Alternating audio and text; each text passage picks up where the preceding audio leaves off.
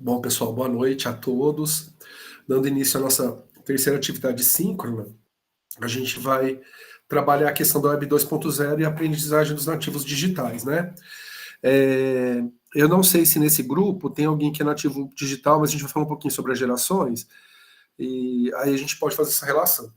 Mas antes de discutir o tema, eu queria apresentar o Moodle com as atividades propostas para essa semana. Vou compartilhar aqui a janela, só um minutinho, para falar um pouco sobre o que está previsto. Certo? Então, aí, no Moodle, é o que corresponde à semana 3, tá? Que vai de hoje, que foi, na verdade, de ontem, mas eu, infelizmente, eu não consegui liberar ontem, porque eu tava muito ruim, gente. Ontem eu não tava conseguindo nem me movimentar direito.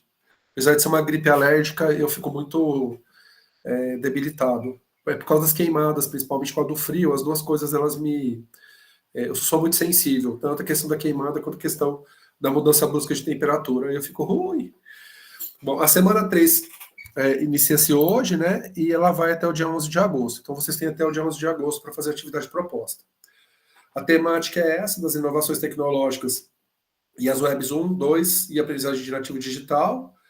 Nessa semana, vocês vão ter um fórum.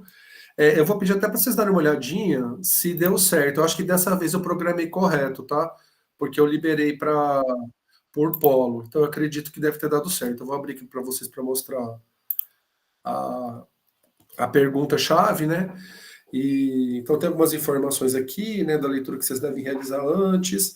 E aí tem uma pergunta que vocês devem seguir para responder, que é essa aqui, ó. Como a educação de nativos digitais está sendo impactada e influenciada pelo Web 2.0? Que é essa primeira parte da aula que a gente vai discutir hoje. Certo? Vejam que eu já criei todos os polos aqui. Araxá, Coromandel, Franca, Tuiutaba, Matão, Serrana e Uberaba. Para vocês não aparece assim, tá, gente? Para vocês vai aparecer só o polo ao qual vocês estão matriculados. Vocês poderiam conferir para mim se está aparecendo desse jeito. E eu, pelo que eu vi, alguns alunos não conseguiram fazer a postagem no fórum anterior. Aí eu vou pedir para vocês fazerem o seguinte: para vocês entrarem em contato com os tutores, que aí eu vou reabrir esse fórum para esses alunos que não conseguiram, por causa dessa questão do acesso. Caso persista, aí eu vou propor uma outra estratégia, tá? Mas para vocês vai aparecer o polo, a hora que vocês clicarem, eu vou pegar, por exemplo, o polo Serrano. Você clica em polo Serrana, aí tem a pergunta, vocês vêm aqui e respondem, certo? E aí vocês vão fazendo as interações a partir disso, certo? Para essa semana vai ser só essa atividade. Além da questão da atividade, eu deixei disponível aqui. Eu vou deixar a gravação da aula, né, com o link do YouTube aqui. Aqui está o link para o Meet, mas eu vou substituir pela gravação da aula, igual eu fiz. Aqui a gravação da aula da oferta anterior, que foi o professor Breno, vocês podem ter uma outra abordagem. E aqui tem um PDF com os slides que eu vou usar aqui na aula de hoje. Aqui está a leitura recomendada, que é pela minha biblioteca. Eu tentei achar algum arquivo em PDF sobre o tema, pessoal, eu não consegui. Mas se vocês pesquisarem com esse tema no Google Acadêmico, vocês vão ter acesso a alguns sites que tratam da informação, tá? Para aqueles que não estão conseguindo acessar a biblioteca digital. Eu procurei bastante, mas eu não consegui encontrar algum texto que trouxesse essa questão. Eu até encontrei um que era parcial, mas eu achei que ele estava muito superficial, sabe? E aí, pessoal, tem um podcast também que o professor Breno gravou. Ele foi convidado, né, para fazer essa gravação e ele fala da gamificação em cursos massivos, certo? Aí depois que a gente fizer o intervalinho, eu falo da questão da semana 4. Beleza, Suzane, que bom que Serrano tá certo. Aí, em teoria, é para todos estarem, tá? Porque eu descobri que eu tinha esquecido de abrir os fóruns, porque como vocês estão separados por grupos, tem que abrir o fórum por grupo, né? E aí dessa vez eu consegui fazer isso antes da aula, pelo menos. Pessoal, alguma dúvida sobre a atividade da semana 3?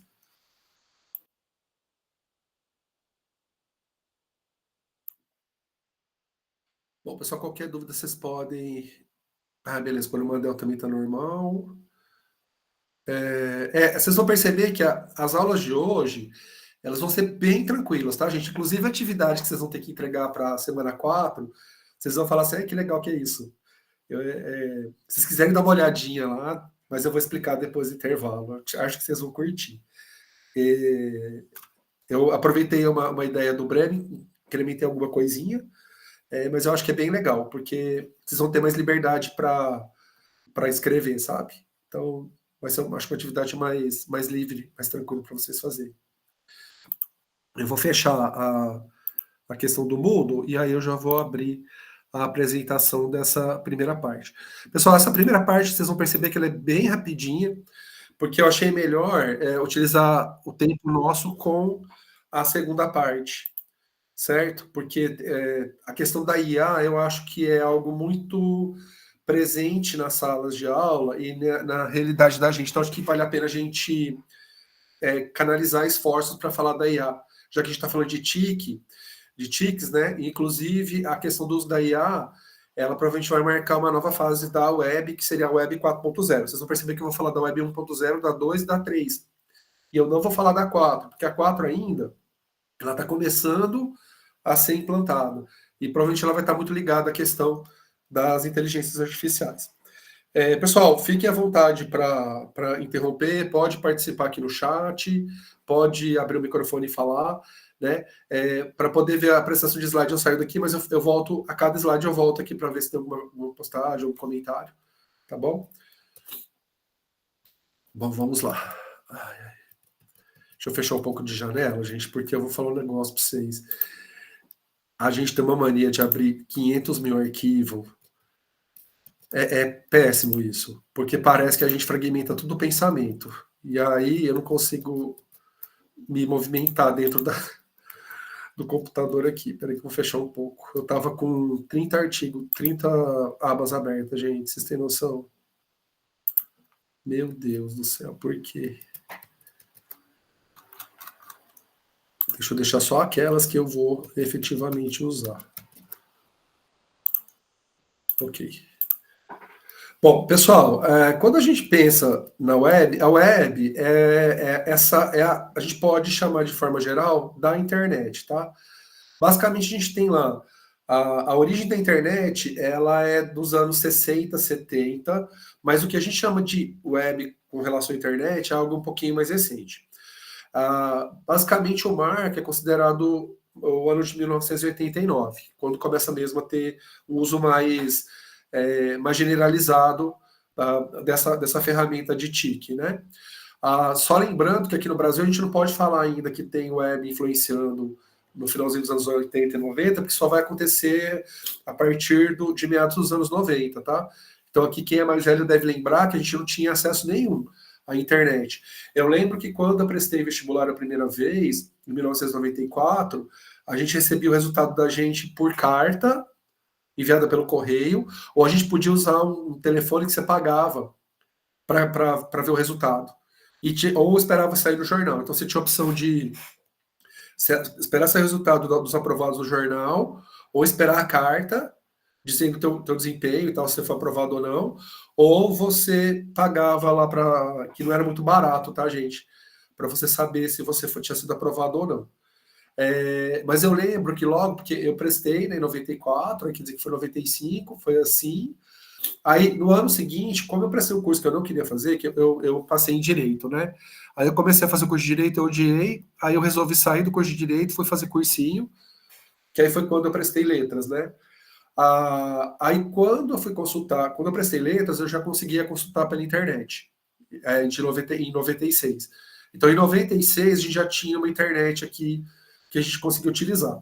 Só que essa internet de 96 é essa internet da web 1.0. Basicamente, era uma página como se fosse uma publicidade impressa.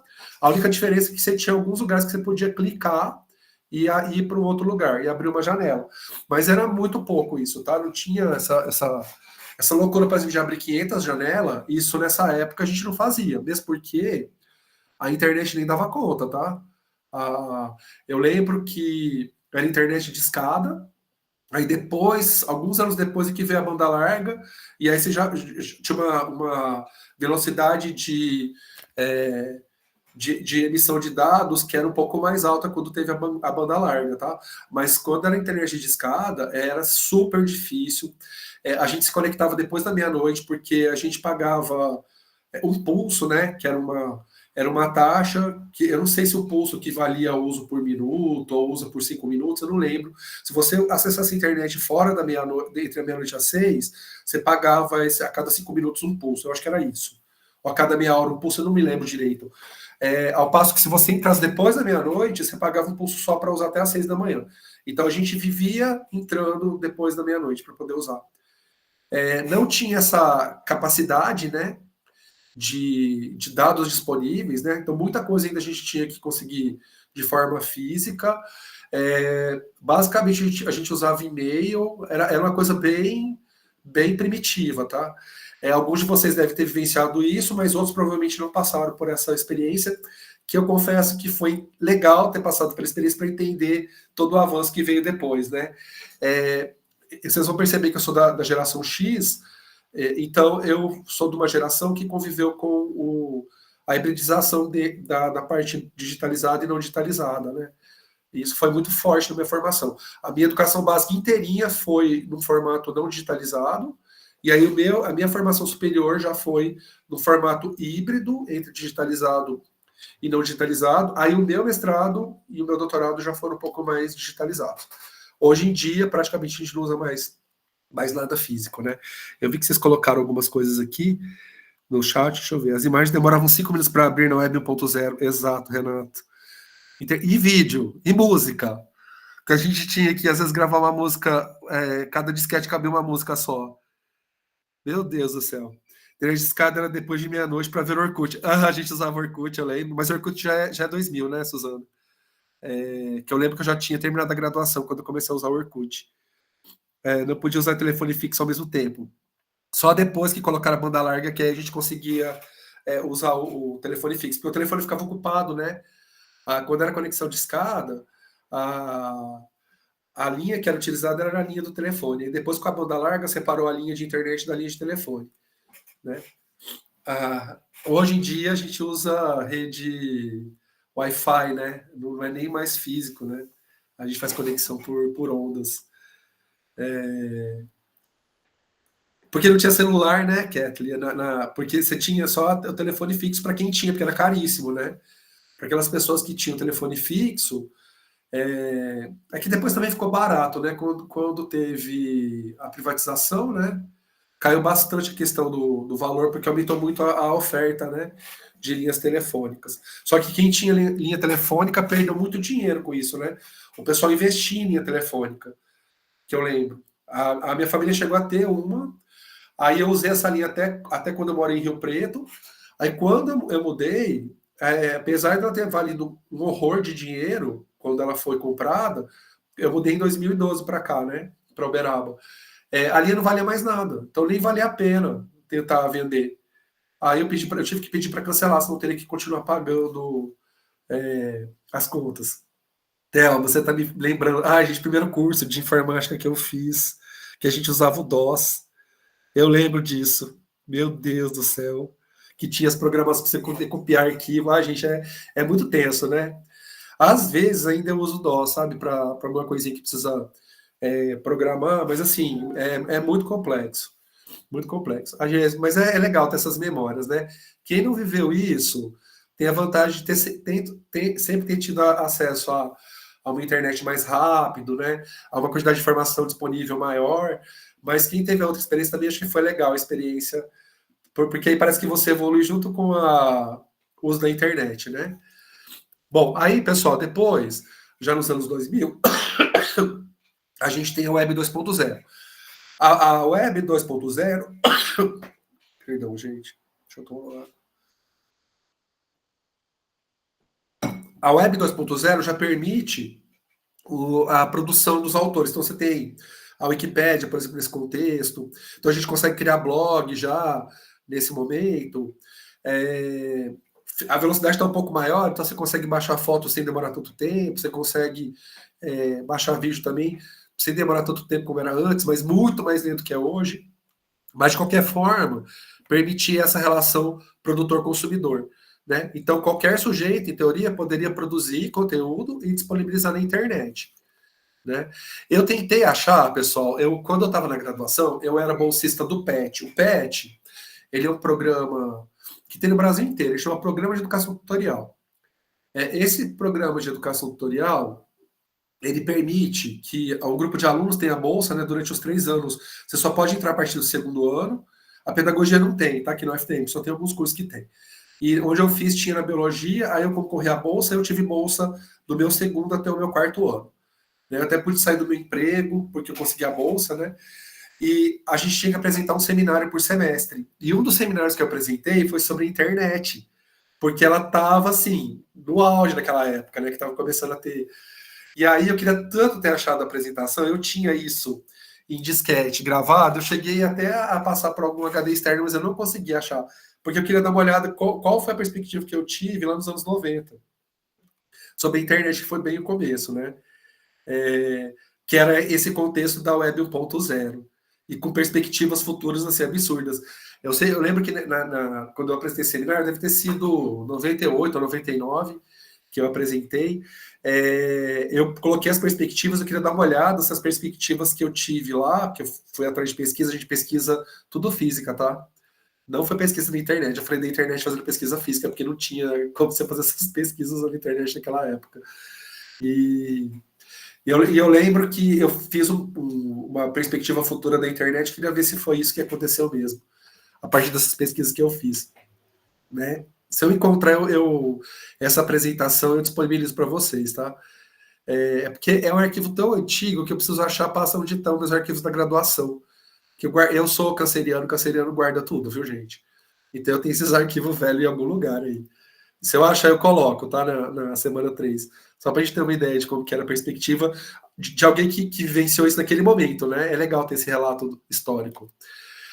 E aí, a gente atualmente está vivendo a época da web semântica. Na web semântica, existe uma maior integração entre humano e máquina, né?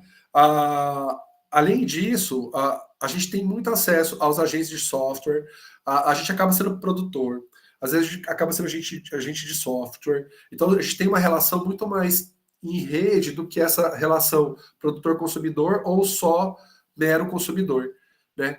Como se tivesse uma ampliação. E com a questão da IA, a nossa interação com a máquina, ela tende a se intensificar muito mais, né? De fato, vocês vão ver quando a gente fala das IAs, né, na segunda parte dessa aula, o quanto a nossa interação com a IA muda a nossa forma de aprender, de entender as coisas, de ter acesso a conhecimento, né? Inclusive, eu fiz 2 simulações usando 2 IAs diferentes para preparar a aula. Eu não preparei a aula da IA usando isso, né? Mas eu fiz um prompt, eu vou explicar depois para vocês como funciona isso, e pedi para 2 IAs criarem 2 apresentações diferentes de PowerPoint, para vocês perceberem como essas IAs utilizaram o comando que eu forneci. Também eu vou ensinar vocês a fazer comando, tá, gente? Para intensificar, para aprimorar o uso da IA por vocês.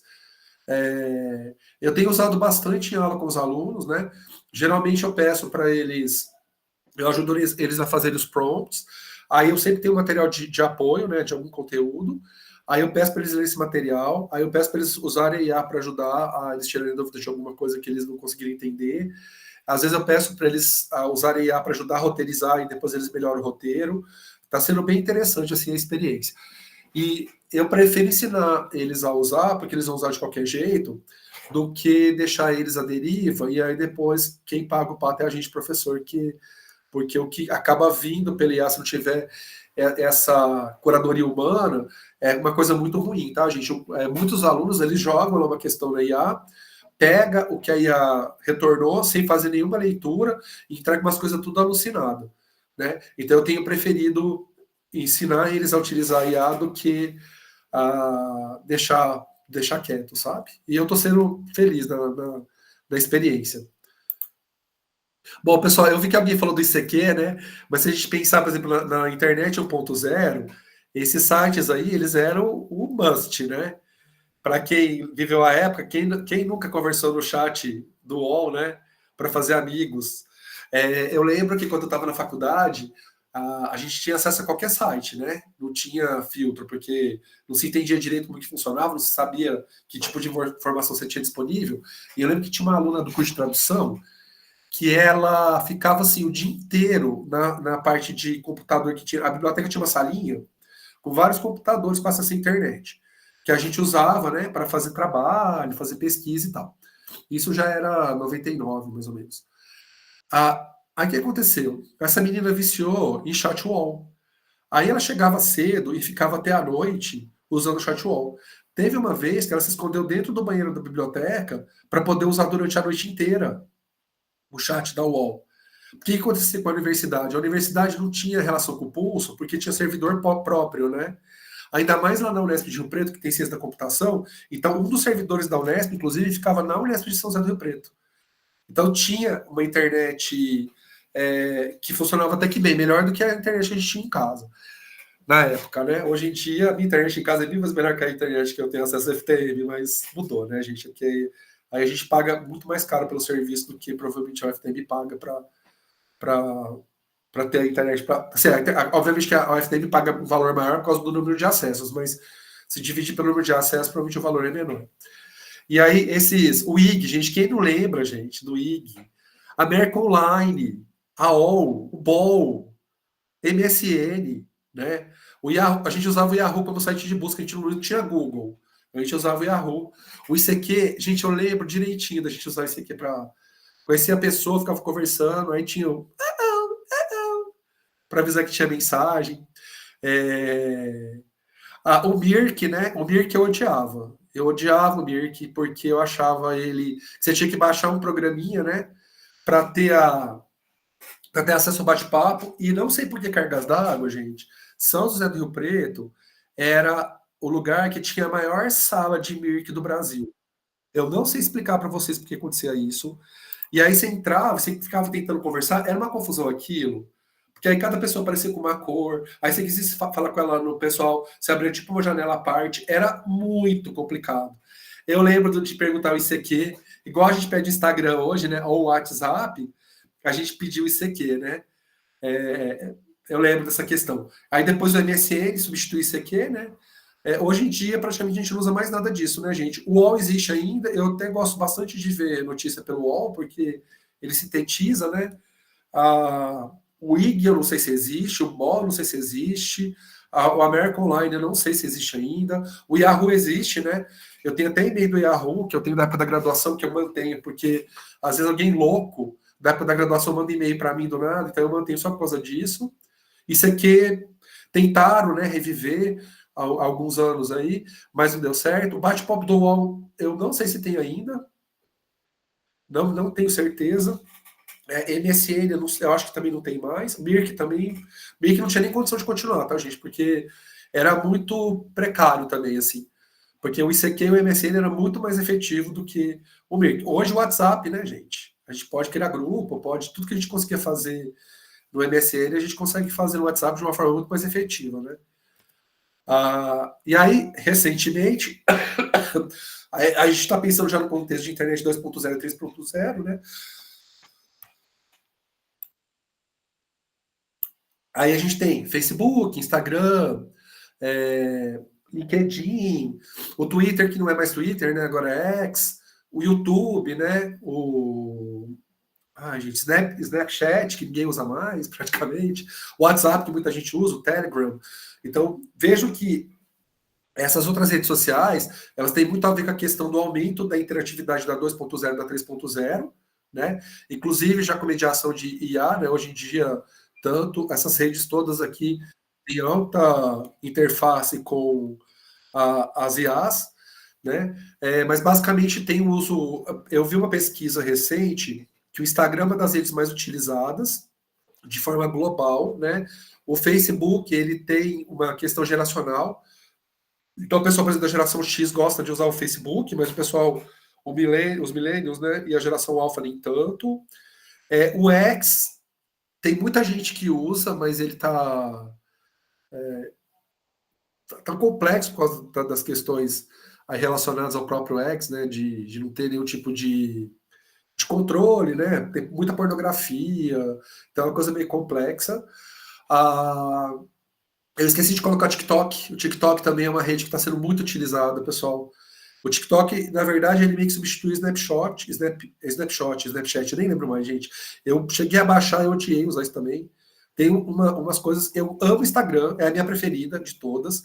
Eu mantenho meu Facebook, porque tem um pessoal que eu conheço que só tem Facebook, e ele me ajuda a lembrar os aniversários.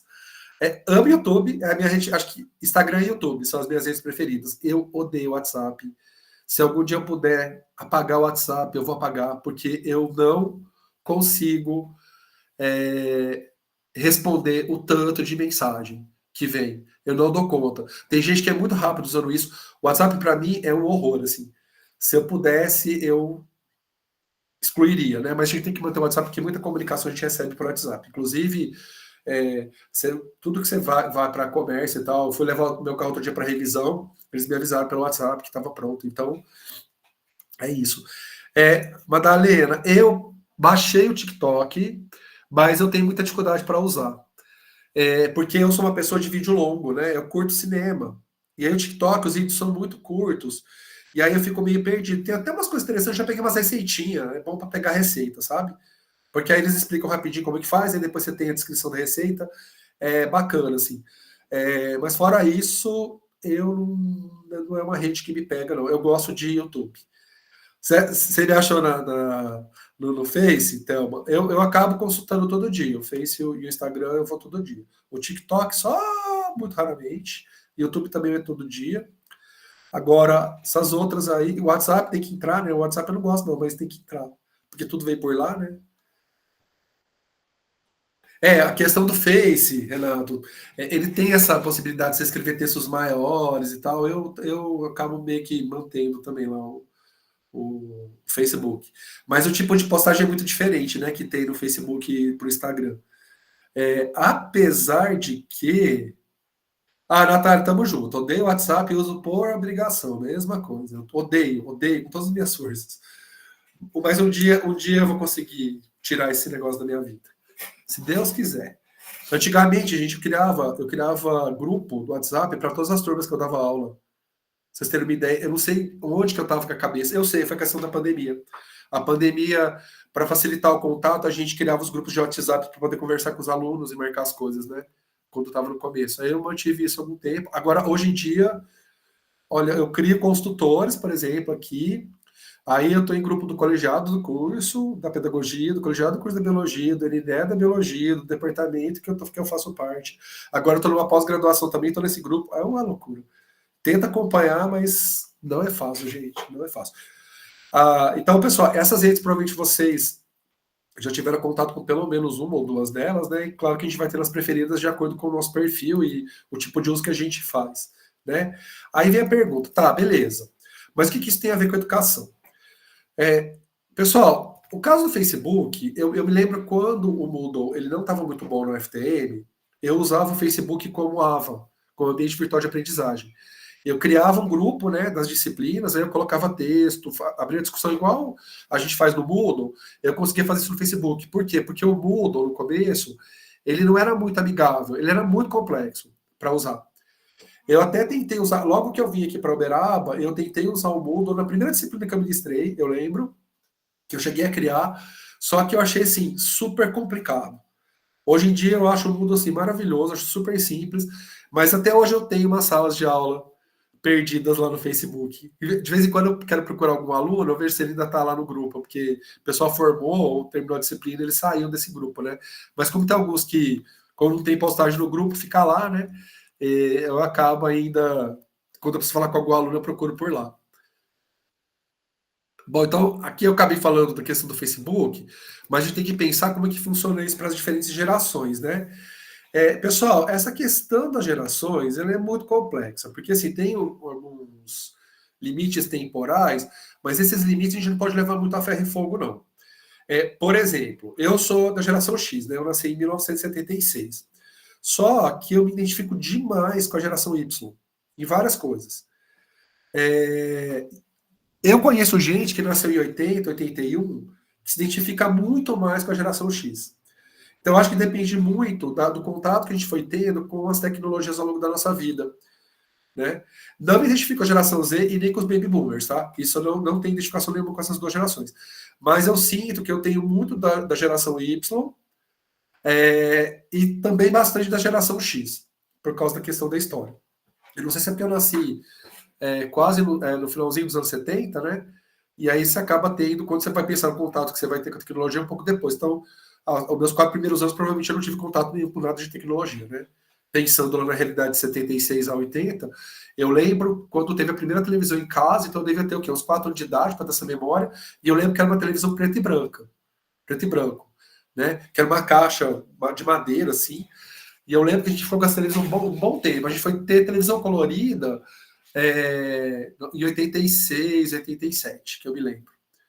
Né? Mas aí depois já acabou tendo videocassete, aí foi mais rápido depois. Bom, pessoal, os baby boomers, eles são uma geração que nasceu entre 45 e 60. Não sei se tem alguém dessa geração aqui, né? Mas basicamente essa é uma geração que é bastante numerosa na Terra, porque é uma geração que nasceu no período pós-guerra. Então teve um aumento gigantesco de nascimentos por causa do período pós-guerra, né? Que aí os homens voltaram da guerra e começou a taxa reprodutiva aumentou muito nesse período. Aí por isso que chama de baby boomers, que teve uma explosão de nascimento, né? A geração X, ela também chama de geração silenciosa. Por quê? A geração X foi a geração que cresceu na Guerra Fria, principalmente. Nesse material que o Breno utilizou para fazer, a geração X ela é colocada entre 60 e 85. Só que eu já vi entre 65 e 80, certo? Então eu já vi essa questão. Só que eu acho que faz sentido colocar até 85, que tem muita gente da geração que nasceu em 80, 88, 82, que se identifica muito com a geração X e não com a geração Y, né? Então, veja aqui, basicamente a geração X teve contato com a televisão, que foi o que eu falei para vocês, né? Primeira tecnologia.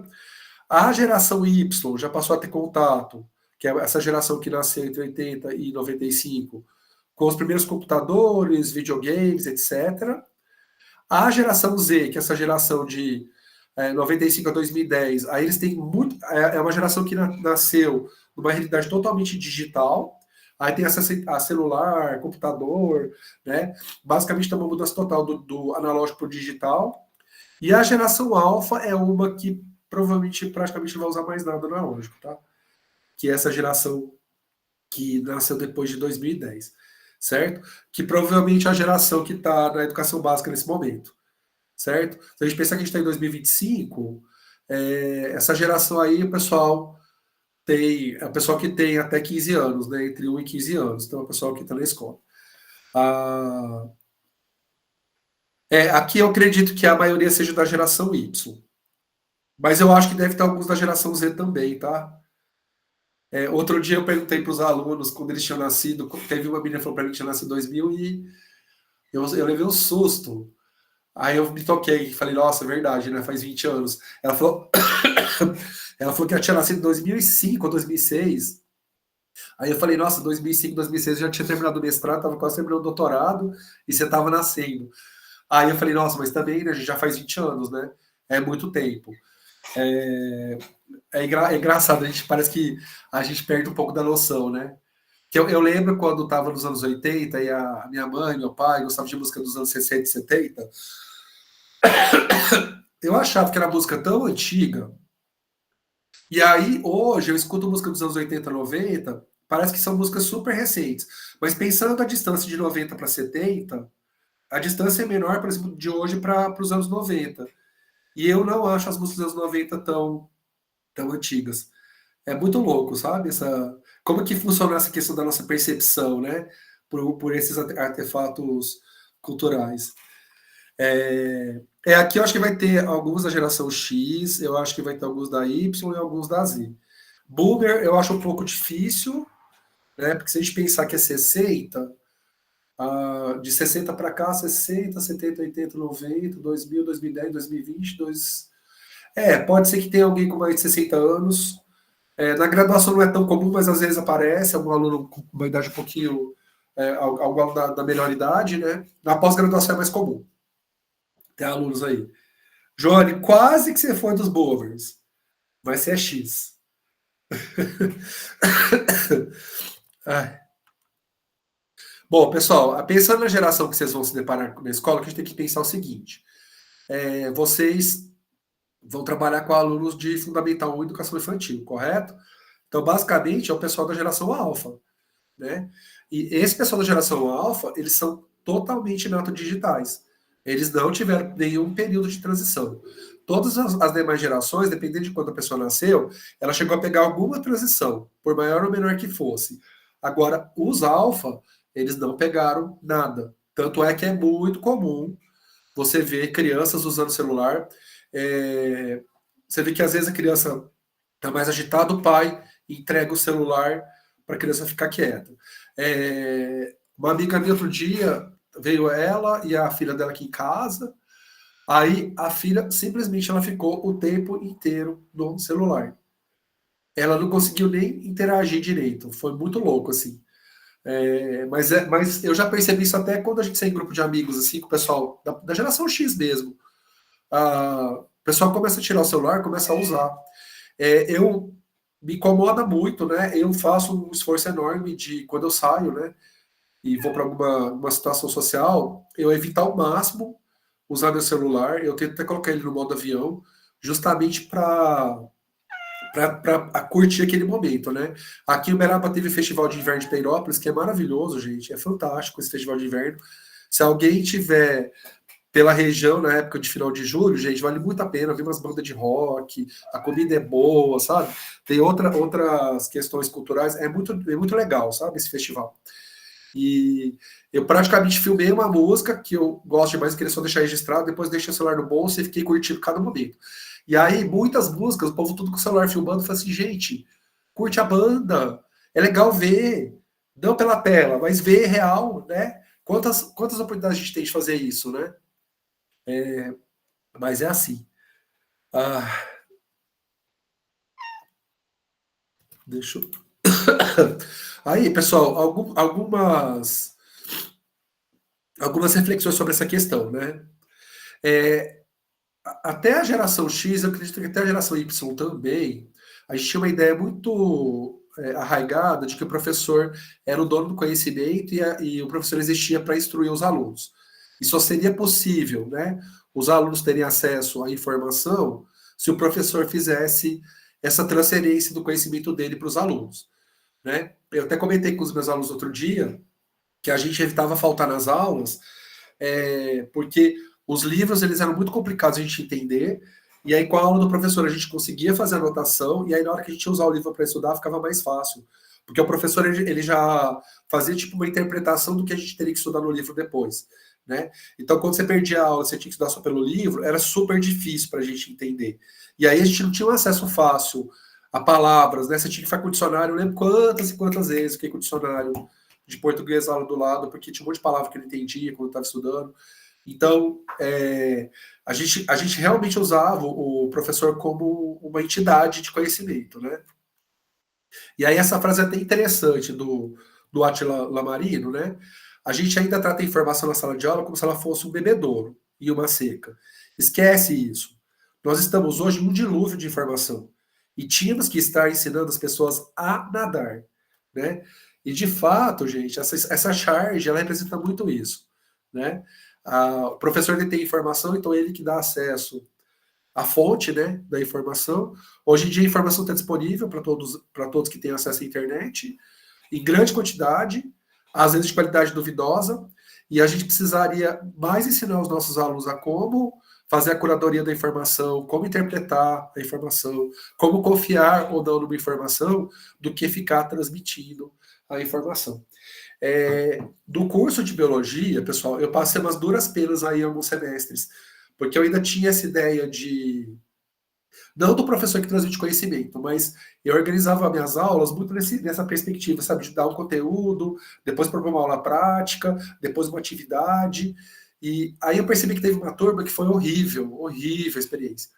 Aí na avaliação, eles falaram que as minhas aulas eram muito enfadonhas e muito tradicionais.